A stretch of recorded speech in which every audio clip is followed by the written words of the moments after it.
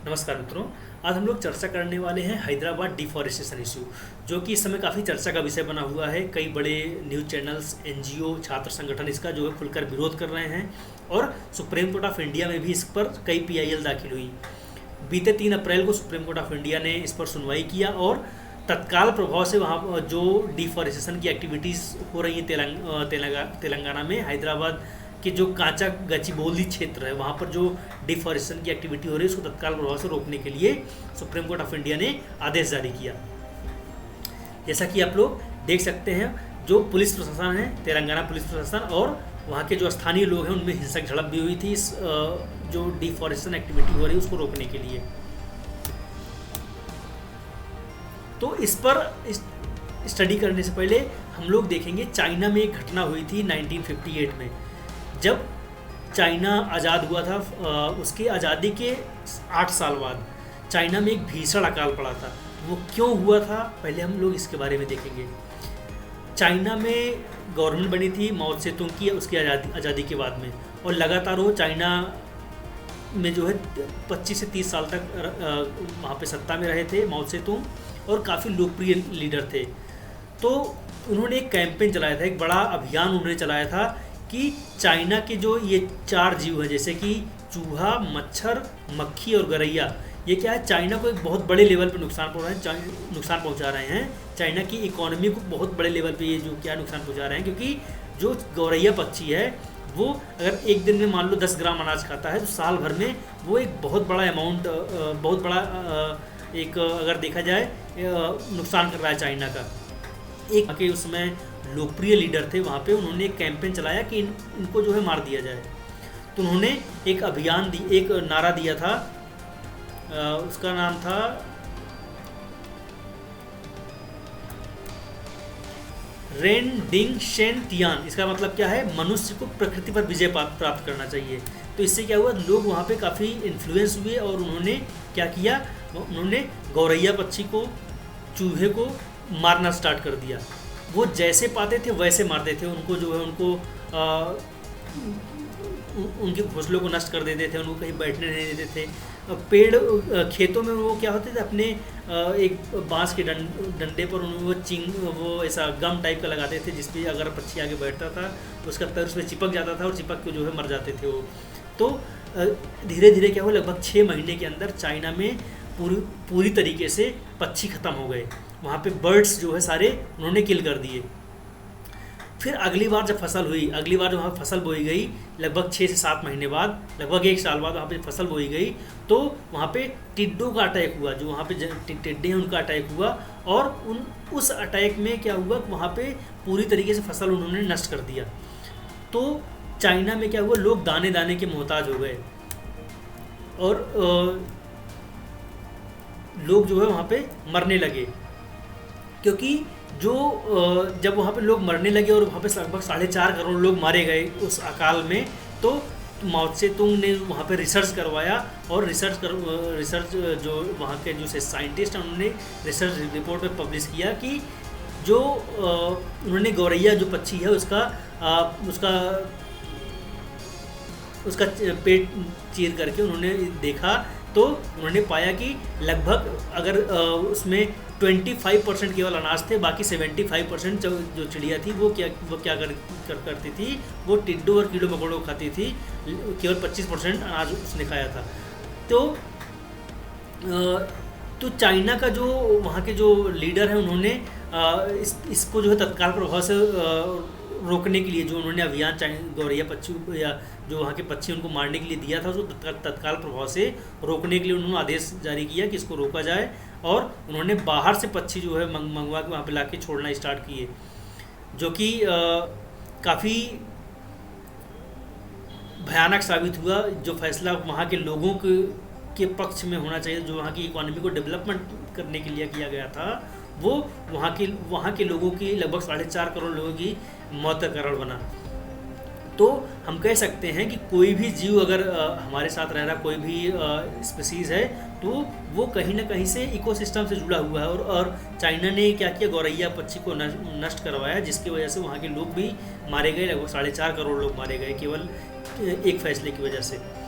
तो हम ये इस पर कह सकते हैं कि कोई भी जो लिविंग बीइंग है वो क्या है, आपस में डिपेंडेंट है, और सबका कुछ ना कुछ योगदान होता है। कहीं पर कुछ डेवलपमेंट हो रही है तो सबका थोड़ा, किसी को होता है, किसी को ज़्यादा होता है, लेकिन सबका एक अपना वहाँ पे शेयर होता है। तो उस शेयर को अगर नष्ट करेंगे, तो अगर एक वो चेन तोड़ेंगे, तो कहीं ना कहीं सबका, पूरे मानवता का, पूरे इंसानियत का, पूरे स्पीसीज़ का इसमें से जो है लॉस होता है। तो उसी को लेकर के जैसे भी हैदराबाद में हो रही है, तो वहाँ पे जो एक्टिविस्ट हैं वो काफ़ी इस पर जो है एक्टिव हैं, वो काफ़ी इस पर जो है विरोध प्रदर्शन दर्ज कर रहे हैं, क्योंकि उनका मानना है कि वहाँ पे जो जंगल है, उस जंगल में लगभग 230 प्रजातियों से ज़्यादा वहाँ पे पक्षी रहते हैं, और वहाँ पे रेयरेस्ट ऑफ द रेयर जो स्पीसीज़ हैं वो पाए जाते हैं। वहाँ पे रेयरेस्ट ऑफ द रेयर पेड़ पौधे हैं जो कि कहीं और पर नहीं मिलते हैं। वहाँ पे एक मकड़ी पाई गई है जो कि म्यूरिसिया हैदराबाडिनेसिस इसका नाम है। उन्होंने वहाँ पे वो मकड़ी पाई गई है जो कि उस जंगल में उसका जो है वो रहती है, तो जो कि रेयरेस्ट ऑफ द रेयर है। तो जिसकी वजह से जिसको आधार बना करके PIL दाखिल की गई थी सुप्रीम कोर्ट ऑफ इंडिया में। तो सुप्रीम कोर्ट ऑफ इंडिया ने 3 अप्रैल को एक फैसला दिया कि वहाँ पे जो तत्काल प्रभाव से जितनी भी एक्टिविटी हो रही है उनको रोका जाए। सुप्रीम कोर्ट द्वारा नियुक्त जो केंद्रीय कर्मचारी थे वो क्या करेंगे, इसका जो है जांच करेंगे, और जांच करने के बाद क्या करेंगे, जो रिपोर्ट सबमिट करेंगे तो उसको जो है उसके आधार पे आगे की कार्रवाई की जाएगी। सबसे पहले ये डिसाइड किया जाएगा कि जहाँ पे जो डिफॉरेस्टेशन हो रहा है क्या वो लीगलाइज से फॉरेस्ट है कि नहीं है। फॉरेस्ट का क्या है, फॉरेस्ट क्या जो लीगल, अगर हम देखें उसका जो डेफिनेशन है कि कोई भी 1 हेक्टेयर से ज़्यादा भूमि है, 1 हेक्टेयर से ज़्यादा भूमि है, वहाँ पे जो कैनोपी है, जो पेड़ पौधे, जो मान लीजिए कोई 1 हेक्टेयर से ज़्यादा भूमि है, उस पर पेड़ पौधे जमे हुए हैं, उस पर घास फूस उगी हुई है, और वहाँ पे जो कैनोपी है, जहाँ पे छाया है, 10% से ज़्यादा भूमि कवर कर रही है, और जो पेड़ों की हाइट है वो 2 मीटर से ज़्यादा है, तो क्या होगा, वो फॉरेस्ट लैंड माना जाएगा। उसका ओनरशिप किसी के भी पास हो, वो क्या हो जाएगा, वो फॉरेस्ट लैंड माना जाएगा। तो 1996 का जो सुप्रीम कोर्ट का एक फैसला हुआ था TN गोदावर्मन केस में, उसके मुताबिक जो भी ज़मीन सरकारी रिकॉर्ड में जंगल के तौर पर दर्ज है या जंगल जैसी दिखती है वो डीम्ड फॉरेस्ट मानी जाएगी, और उस पर फॉरेस्ट कंजर्वेशन एक्ट 1980 लागू होगा। तो फॉरेस्ट कंजर्वेशन जो अभी 16 अप्रैल को जो वहाँ पे जो रिपोर्ट सौंपी गई, उसके आधार पे वो जंगल की श्रेणी में आता है, क्योंकि जहाँ पे जो डिफॉरेस्टेशन एक्टिविटी जहाँ पे हो रही है वहाँ पे वो प्लेस 1 हेक्टेयर ज़्यादा की भूमि का है, और उस पर जो पेड़ पौधे पाए जा रहे हैं वो क्या है, उनकी हाइट 2 मीटर से ज़्यादा है, और वहाँ पे कैनोपी जो वहाँ पे छाया है वो 10% से ज़्यादा का क्षेत्रफल कवर कर रही है, और वहाँ पे जो लिविंग बींग्स है, वहाँ पे जो वाइल्ड लाइफ्स हैं वो क्या है, रेयरेस्ट ऑफ द रेयर है, तो उस पर जो वाइल्ड लाइफ एक्ट भी उस पर लागू होगा। तो अगर कहीं पर ऐसा कुछ होता है तो वहाँ पे क्या होगा, वहाँ पे ये सारे रूल्स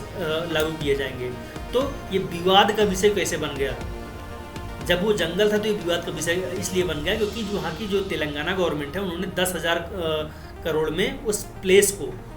को क्या किया था, उसको लीज पर लिया था, और उन्होंने 30,000 करोड़ में उसकी नीलामी करने के लिए उन्होंने जो प्राइवेट कंपनी है उससे जो है फंड लिया था। तो उसका जो है अगर ये जंगल घोषित हो जाता है तो इसे बेचा नहीं जा सकता है, और सरकार की जो राज्य सरकार की फंडिंग जो है जो उन्होंने फंड है वो क्या होगी, संकट में आ जाएगी। तो अब चूंकि वो फॉरेस्ट लैंड में अगर आ जाता है तो बिना अनुमति के अगर पेड़ काटे जाते हैं तो जो तेलंगाना फॉरेस्ट एक्ट है वो लागू होगा, उस पर वाइल्ड लाइफ प्रोटेक्शन एक्ट लागू होगा, और GO 23 का जो है डायरेक्ट उल्लंघन होगा। और अगर ऐसा कोई वहाँ पे नियम जो वहाँ पे कानून तोड़ता है, जो वहाँ पे रूल्स को तोड़ेगा, तो उस पर जो है क्या होगा, शेड्यूल 1 की जो 27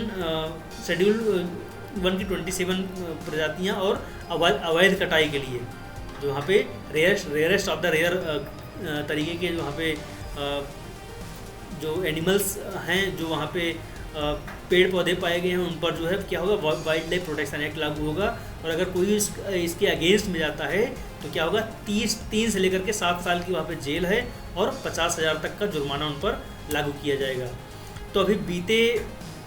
16 अप्रैल को इस पर जो है सुप्रीम कोर्ट ऑफ इंडिया ने सुनवाई किया, और सुनवाई करने के बाद उन्होंने, जो न्यायमूर्ति BR गवई हैं, उन्होंने कहा कि अगर राज्य ने इस विनाश को सही ठहराने की कोशिश की तो जो भी जिम्मेदार अफसर हैं, जो जिम्मेदार ऑफिसर हैं, उनको क्या होगा, उसी जगह पर एक अस्थायी जेल बनाया जाएगा, उसी जगह पर एक जेल बनाया जाएगा और उनको उसी जेल में बंद किया जाएगा अगर वहाँ पे इसको सही साबित करने की कोशिश करते हैं। तो जो जिम्मेदार अफसर को उसी जगह पर अस्थायी जेल में भेजा जाएगा जहाँ पर ये तबाही हुई है, जहाँ पर ये पेड़ पौधे काटे जा रहे हैं। तो उन्होंने एक मजाकिया लहजे में ये भी कहा कि अब तो बुलडोज़र भी क्या हो गए, बेरोज़गार हो गए हैं। तो मुद्दा सिर्फ ज़मीन का नहीं है, ये क्या है, डेवलपमेंट के नाम पर जो डिफॉरेस्टेशन एक्टिविटी है उसको रोकने के लिए भी है, क्योंकि हमने चाइना की हिस्ट्री से देखा है कि वहाँ पे कितनी तबाही हुई थी केवल माओ त्से-तुंग के केवल एक कैंपेन की वजह से। लोगों ने जो है गौरैया पक्षी को ढूंढ ढूंढ कर मारा, उसके जो है घोंसलों को नष्ट किया, घरों के ऊपर च्युइंगम गम लगा करके उस पर जो है पक्षी को चिपक के मर गए उस पर जो है। तो जिस तरीके से वहाँ से नेचर को उन्होंने नष्ट किया, उसी तरीके से वहाँ पे लगभग 4.5 करोड़ लोग मारे गए केवल इस एक एक्टिविटी की वजह से। तो हम ये कह सकते हैं कि छोटा से छोटा जीव, छोटा से छोटा कोई भी लिविंग बीइंग है तो वो भी क्या है, वो भी हमसे कनेक्टेड है। अगर हम उसको हार्म पहुँचाते हैं तो कहीं ना कहीं हम अपने आप को भी नुकसान पहुँचा रहे हैं। इसको तत्काल प्रभाव से रोका जाना चाहिए और नेचर के प्रोटेक्शन के लिए जो भी फैसला हुआ है उसके लिए सुप्रीम कोर्ट ऑफ इंडिया का थैंक यू। और इसी तरीके हम वीडियो लाते रहेंगे, बाकी का हम आगे का। तब तक के लिए धन्यवाद, थैंक यू।